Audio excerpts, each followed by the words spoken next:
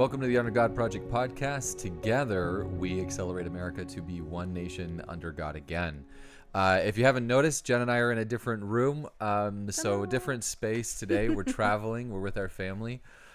So we're not in our typical location with the compact behind us and all that other stuff, but we do have a lot to talk about. So in this episode, we're going to be finishing the second to last Glenn Beck First 40 devotional days. So exactly. This week we're on days 31 through 35. Right. If you are keeping up with us, tagging along, this is going to be a shorter one because there's a lot less to say. Right. Necessarily, and we want you guys to have the majority of the conversation at home, but we have a little bit to add to it. Right. So just as a caveat there, a reminder, we're not in any way affiliated with Glenn Beck or Blaze TV or any of the programs or anything like that. This is just something that is part of inviting God into our national identity. And so I think we can just jump straight in. Let's do 31. Yep. So Jen, this week, actually did 3 of the days, and I just did the 2. So she's going to lead on the first 31.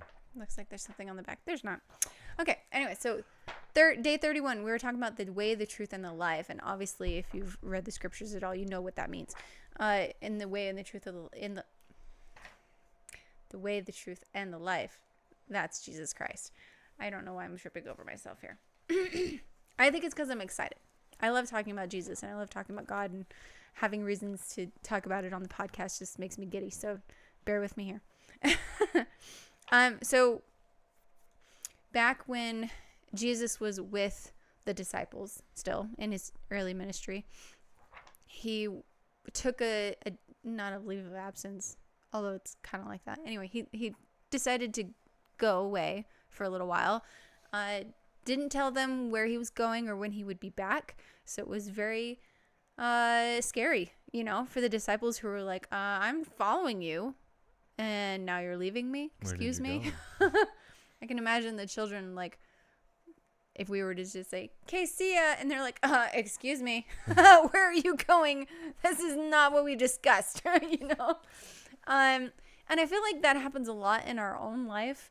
I feel like we go through many roller coasters, and often we feel like there's not really a direction. There's not really an end goal or a light at the end of the tunnel. You just feel like you're stuck in the tunnel. You're like, which direction do I go? It's like a dark maze, Mm-hmm.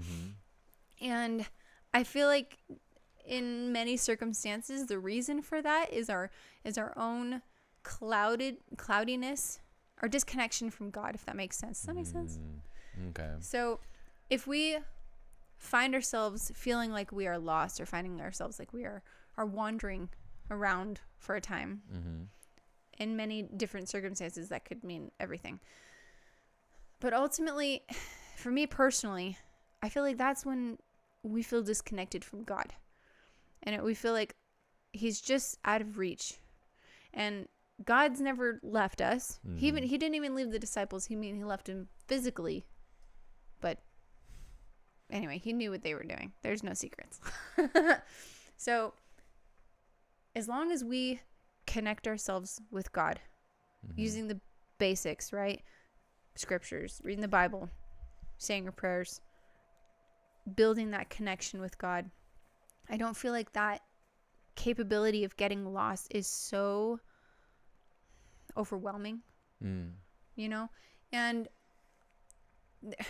there's an easier way to get that light in the tunnel, mm-hmm. than the way that we see it.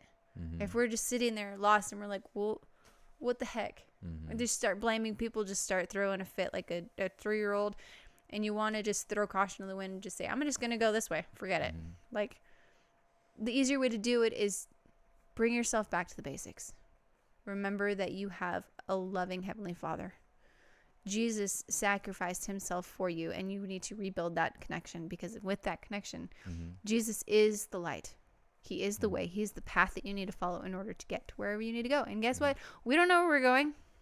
We know our ultimate goal, but how we get there, that's still a mystery to us. That is the mystery of the future. But as long as we are connected with God, as long as we are following Jesus Christ, mm-hmm. that path becomes clear. That path in front of our feet. There's no stumbling blocks that we need to worry about. Amen. Sorry. Appreciate it. I might have that's gone on a little long there, but That's good stuff. I'm excited. You want to do 32? Please. Yes. Okay, 32 is titled Blood.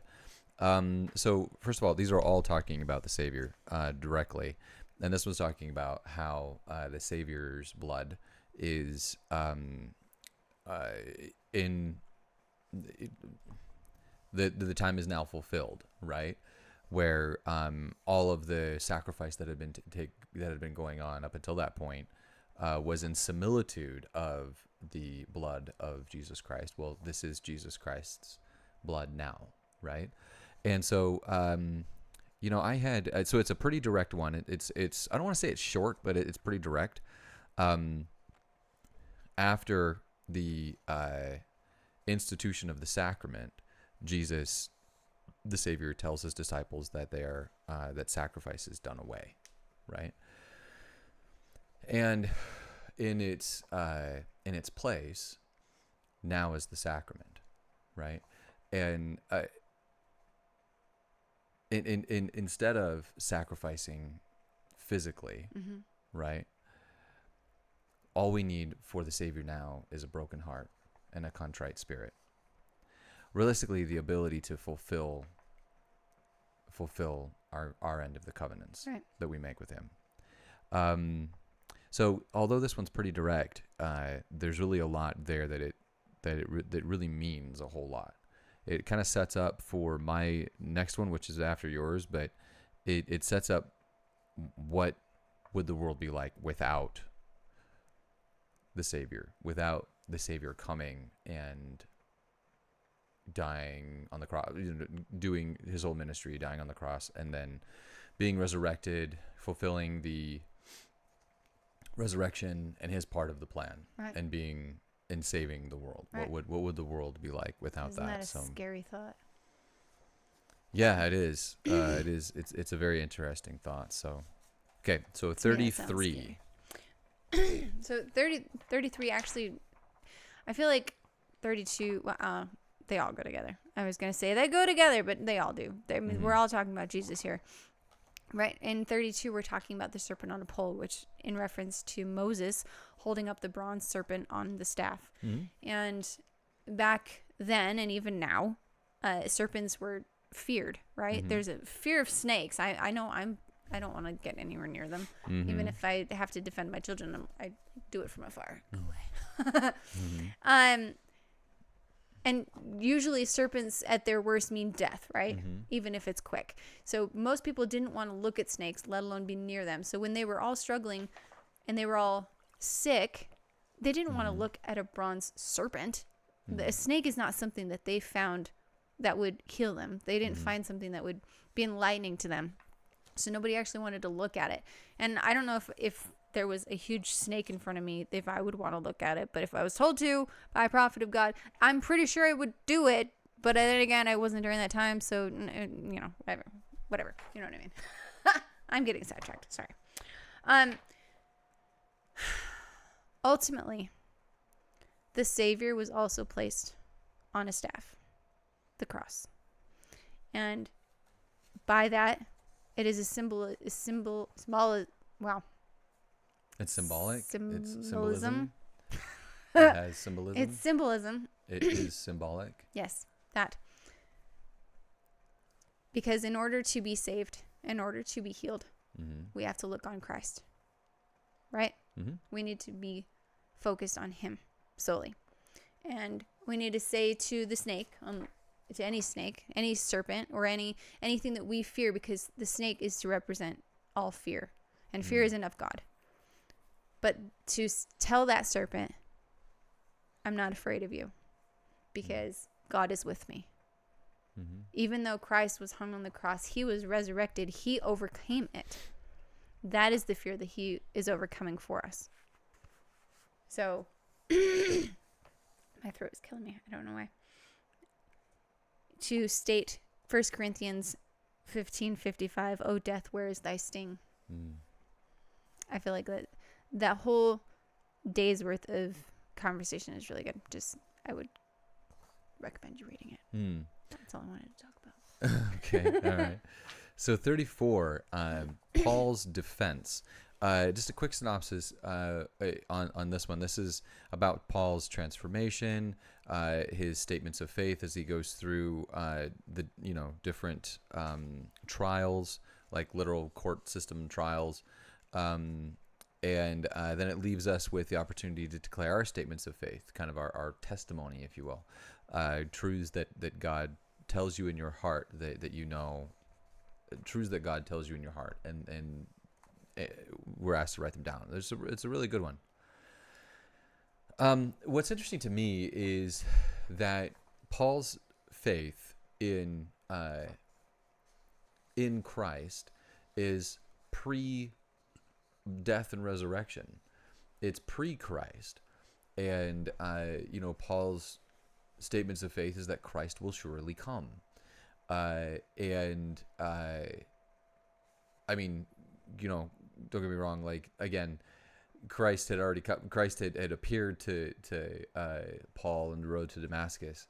We've got that, but he wasn't one of the disciples. The New Testament is the Old Testament world with Christ in it, right? And then how the world reacts around it. So everything that Paul has learned, being a rabbi and being, was he a rabbi?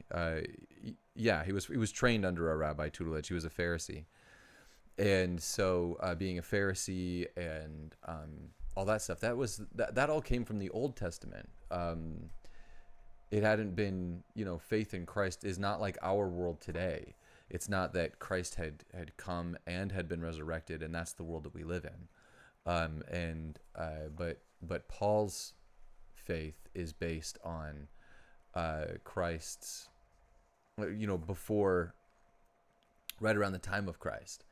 And so it's been very interesting for me to consider what would our nations be like,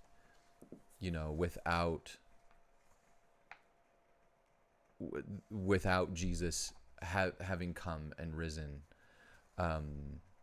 Would the Mayflower passengers have that faith? What would they be holding on to? I don't know. I mean, I can only speculate, but the Savior is that which brought the children, brought the Mayflower passengers to America, and it's what America is based on. So, one of the other things that occurs to me in this one is that faith in God is our greatest weapon in all things, and all things are come to pass because of our faith in God.